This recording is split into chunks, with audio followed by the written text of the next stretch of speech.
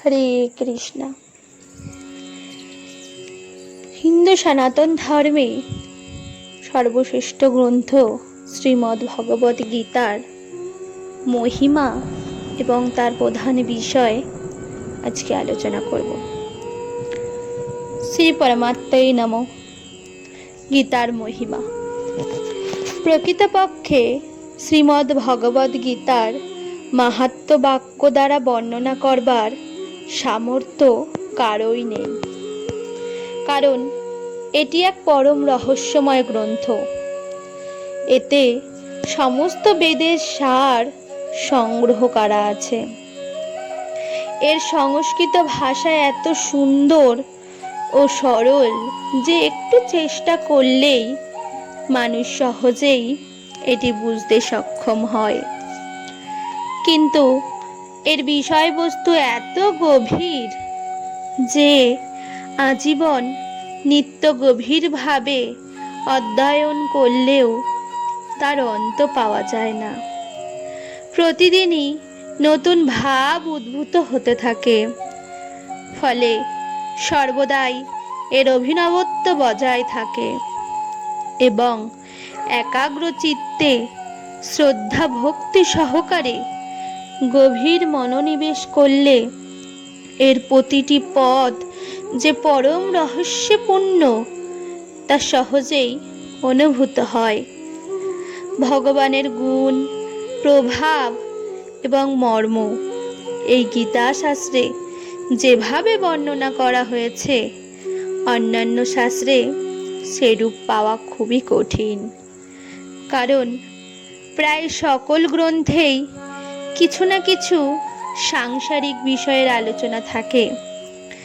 ভগবান শ্রীমদ্ ভগবদ গীতারূপ এমন একটি অনুপম শাস্ত্র উপদেশ করেছেন, যার একটি শব্দ সদুপদেশ শূন্য নয়। শ্রী ব্যাসদেব মহাভারতে গীতা বিবৃত করার পর বলেছেন, গীতা সুগীতা কর্তব্য কিমন্যই শাস্ত্র বিস্তরেই যা স্বয়ং পদ্মনাভস্য মুখপদ্মাদ্দিনী শ্রীতা। গীতা ঠিক ঠিক বুঝে অধ্যয়ন করে ভাবসহ তার অর্থ চিত্তে ধারণ করা প্রধান কর্তব্য, যা স্বয়ং পদ্মনাভ ভগবান বিষ্ণুর মুখারবিন্দ নিঃসৃত। অতএব অন্যান্য শাস্ত্রাদির বিস্তারিত ব্যাখ্যার কি প্রয়োজন? স্বয়ং ভগবানও এর মাহাত্ম্য বর্ণনা করেছেন অষ্টাদশ অধ্যায়ের ৬৮ থেকে ৭১ শ্লোক পর্যন্ত। এই গীতা শাস্ত্রে মনুষ্য মাত্রেরই অধিকার, তা তিনি যে কোনো বর্ণ আশ্রমের হন না কেন, কিন্তু তার অবশ্যই ভগবানের শ্রদ্ধাযুক্ত এবং ভক্তি সম্পন্ন হওয়া চাই। কারণ ভগবান তার ভক্তদের মধ্যেই এটিকে প্রচার করবার নির্দেশ দিয়েছেন এবং বলেছেন যে স্ত্রী, বৈশ্য, শূদ্র এবং পাপজনী ব্যক্তিও যদি তার শরণাগত হয়, তাহলে তারা পরম গতি প্রাপ্ত হবে। নিজ নিজ স্বাভাবিক কর্ম দ্বারা ভগবানের পুজো করে মানুষের পরম সিদ্ধি লাভ করে।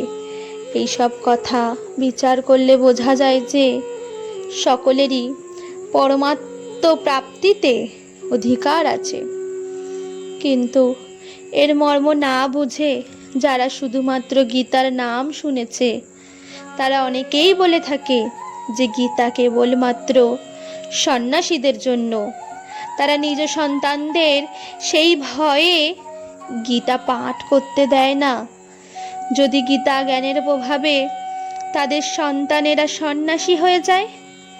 কিন্তু তাদের চিন্তা করে দেখা উচিত যে মোহবশত ক্ষাত্র ধর্মে বিমুখ হয়ে ভিক্ষান্নে জীবন নির্বাহ করতে প্রস্তুত অর্জুনও পরম রহস্যময় গীতার উপদেশে আজীবন গৃহ থেকে নিজ কর্তব্য পালন করেছিলেন। অতএব সেই গীতা শাস্ত্রের এরূপ বিপরীত পরিণাম হওয়া কিরূপে সম্ভব? অতএব কল্যাণকামী মানুষের উচিত মোহ ত্যাগ করে অতিশয় শ্রদ্ধা ভক্তি সহকারে নিজ সন্তানদের অর্থ ভাব সহ গীতা অধ্যয়ন করানো এবং নিজেও এটির পঠন পাঠন মনন করে ভগবানের নির্দেশ অনুযায়ী সাধন ভজনে তৎপর হওয়া। কারণ এই অত্যন্ত দুর্লভ মনুষ্য দেহ লাভ করে জীবনের এক মুহূর্তও দুঃখমূলক ক্ষণভঙ্গুর ভোগে নষ্ট করা উচিত নয়। রাধে রাধে। এইবার গীতার প্রধান বিষয় আপনাদের সামনে তুলে ধরব। গীতায় ভগবান তাকে লাভ করবার পক্ষে উপযোগী দুটি প্রধান মার্গের কথা বলেছেন। এক সাংখ্যযোগ, দুই কর্মযোগ। তার মধ্যে 1 নম্বর হলো সমস্ত পদার্থ মৃগ তৃষ্ণার জলের ন্যায় অথবা স্বপ্নের সৃষ্টির ন্যায় মায়াময় হওয়ায় মায়ার কার্যরূপ সমস্ত গুণই গুণসমূহে পবিত্রিত হচ্ছে। এরূপ বুঝে মন, ইন্দ্রিয় সমূহ এবং শরীর দ্বারা কৃত সমস্ত কর্মে কর্তৃত্ব ভাব বর্জিত হওয়া এবং সর্বব্যাপী সচ্চিদানন্দ ঘন পরমাত্মায় স্বরূপে একই ভাব নিত্য অবস্থিত হয়ে একমাত্র সচ্চিদানন্দ ঘন বাসুদেব ভিন্ন অন্য কিছুরই অস্তিত্ব না থাকার ভাব রাখা, এটিই হলো সাংখ্যযোগের সাধন। 2 নম্বর সব কিছুই ভগবানের মনে করে সফলতায় বিফলতায় সমত্ব ভাব রেখে আসক্তি ও ফলাকাঙ্ক্ষা ত্যাগ করে ভগবত নির্দেশ অনুযায়ী কেবল ভগবানের জন্যই সমস্ত কর্মের আচরণ করা এবং শ্রদ্ধা ভক্তি সহকারে কায় মনোবাক্যে সর্বপ্রকারে ভগবানের শরণাগত হয়ে তার নাম গুণ এবং প্রভাব সহ নিত্য অনুধ্যান, এটিই হলো কর্মযোগের সাধন। উপরিউক্ত দুটি সাধনের পরিণাম এক হওয়ায় এই দুটিকে প্রকৃতপক্ষে অভিন্ন বলে মনে করা হয়, কিন্তু সাধনকালে অধিকারী ভেদে দুটির পার্থক্য থাকায় দুটি পথকে পৃথক পৃথক বলে জানানো হয়েছে। সেই জন্য একজন ব্যক্তি একই সময়ে দুটি পথে অগ্রসর হতে পারে না। যেমন গঙ্গায় যাবার দুটি রাস্তা থাকলেও একজন ব্যক্তি একই সময়ে দুটি পথ ব্যবহার করতে সক্ষম হন না। উক্ত সাধনদ্বয়ের মধ্যে কর্মযোগের সাধন সন্ন্যাস আশ্রমে পালন করা যায় না, কারণ সন্ন্যাস আশ্রমে কর্মকে বাহ্যিক রূপেও ত্যাগ করার কথা বলা হয়েছে এবং সাংখ্যযোগের সাধন সমস্ত আশ্রমেই হতে পারে।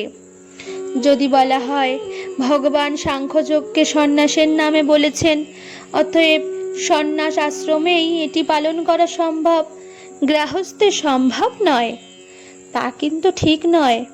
কারণ 2য় অধ্যায়ে 11 শ্লোক হতে 30তম শ্লোক পর্যন্ত যে সাংখ্য নিষ্ঠার উপদেশ করা হয়েছে, সেই অনুসারেই ভগবান বিভিন্ন স্থানে অর্জুনকে যুদ্ধ করবার প্রয়োজনীয়তার কথা বলেছেন।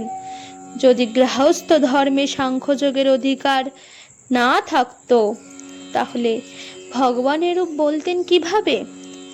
তবে এই বিশেষত্ব অবশ্যই রয়েছে যে সাংখ্য মার্গের অধিকারীর দেহাভিমান বর্জিত হওয়া চাই, কারণ যতক্ষণ দেহে অহংভাব থাকে ততক্ষণ সাংখ্যযোগের সাধন ঠিকমতো বোধগম্য হয় না। সেই জন্য ভগবান সাংখ্যযোগকে কঠিন বলে জানিয়েছেন এবং কর্মযোগের সাধন সহজ হওয়ায় তিনি অর্জুনকে স্থানে স্থানে নিরন্তর তাকে স্মরণে রেখে কর্মযোগের আচরণ করার নির্দেশ দিয়েছেন। রাধে রাধে।